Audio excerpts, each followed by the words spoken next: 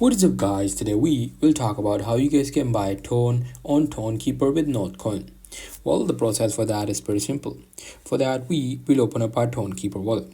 Now after that, this is how it will look. It will take you to the home page. Now here you simply want to buy Tone on Tonkeeper with Notcoin. So how will you be able to do that?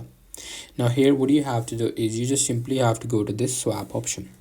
Now why we are doing the swap option? Because we want to pay with the Notcoin and we want to get Tone. So the process is pretty simple. So what I will do is I will just simply go to the receive and select Notcoin. As you can see, Notcoin is right here. I'm just going to select it like that. Now here I'm just going to tap on this little arrow icons and it will exchange it.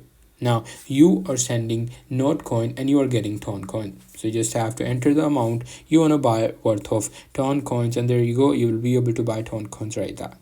So you just have to tap on this buy. In this case I do not have sufficient Notcoin, so it won't let me do that, but in your case you will be able to do it right here. So that's pretty much it. That's how I'll be able to buy Tone on Tonkeeper with Notcoin. Hope you guys find this video helpful.